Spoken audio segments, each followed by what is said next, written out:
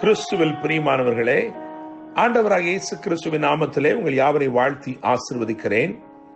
இந்த நாளுக்கென்று தேவன் நமக்கு அருளி இருக்கும் ஜீவ வார்த்தை சகரியாவின் புஸ்தகம் 4ஆம் அதிகாரம் 6வது வசனத்தில் இருக்கிறது. நான் அந்த வசனத்தின் ஒரு பகுதியை உங்களுக்கு வாசிக்கிறேன். பலத்தினாலும் அல்ல, பராக்கிரமத்தினாலும் அல்ல, என்னுடைய ஆவியினாலேயே ஆகும் என்று சேனைகளின் கர்த்தர் சொல்லுகிறார்.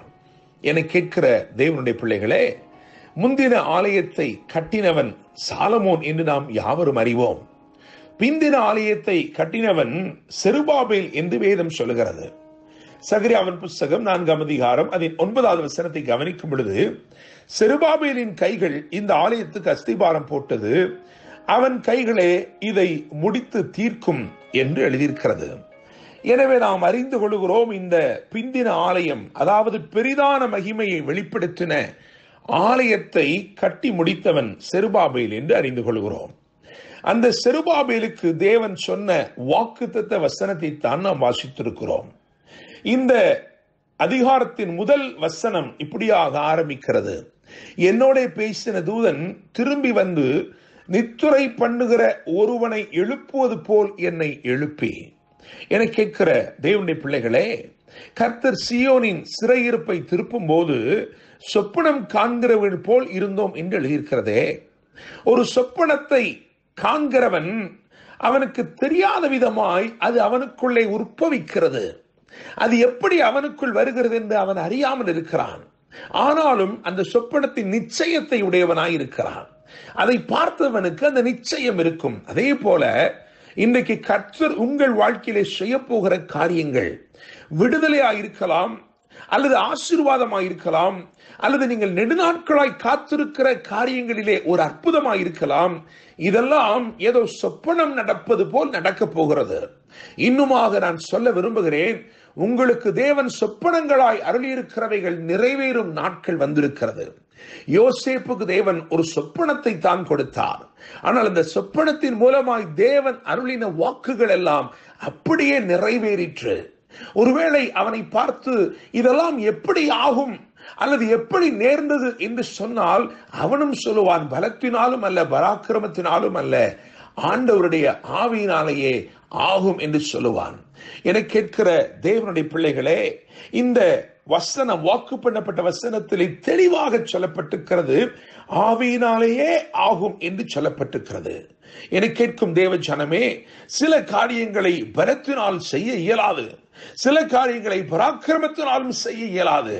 ஆனால் தேவ ஆவியானவர் இறங்கும் போது எல்லா காரியங்களுமே நடக்கும். தேவனுடைய பிள்ளைகளை, நான் நம்புகிறேன், விசுவாசிக்கிறேன், ஆவியானவர் உங்கள் வாழ்க்கையிலே முழு அதிகாரத்தையும் எடுத்துக்கொண்டு உங்களுக்காக செயல்படுகிற ஒரு நாளாக இருக்க போகிறது. The Holy Spirit is going to orchestrate everything on your behalf and everything is going to be in order. God is going to do a miracle in your life. நிச்சயமாய் நம்புகிறேன், ஆவியினால் உண்டாகும் அற்புதங்களை நீங்கள் காண துவங்க போகிறீர்கள். என கேட்கும் தேவனுடைய பிள்ளைகளே, இந்த அதிகாரத்தில் இருந்து நான் 3 காரியங்களை மாத்திரம் உங்களுக்கு சொல்லும்படிக்கு விரும்புகிறேன். நிச்சயமாய் அவைகள் உங்கள் வாழ்க்கையிலே இந்த நாளிலே நேரிடும், அல்லது இந்த நாளிலே நிச்சயமாய் தேவன் அப்படியே உங்களை நடத்துவார் என்று நான் நம்புகிறேன், விசுவாசிக்கிறேன். முதலாவது காரியம், நாம் வாசித்த வாக்குத்தத்த வசனத்திலேயே இருக்கிற அந்த காரியம், ஆவியினாலேயே ஆகும். எனவே இந்த நாள் ஆவியினாலேயே ஆகும் நாளாயிருக்கிறது. நீங்கள் நினைத்துக் கொண்டிருக்கிற சகல காரியங்களும் ஆகும் என்று பரலோகம் ஆமோதித்து சொல்லுகிறது. நிச்சயமாக ஆவியினாலேயே ஆகும் ஒரு நாளாக இந்த நாள் இருக்கிறது.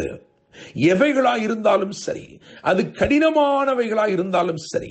ஏனென்றால் இங்கே எழுதியிருக்கிறது, நீங்கள் இந்த 4ஆம் அதிகாரம் 7ஆம் வசனத்தை கவனிக்கும் பொழுது, பெரிய பர்வதமே நீ எம்மாத்திரம் செருபாபேலுக்கு முன்பாக நீ சமபூமி ஆவாய்.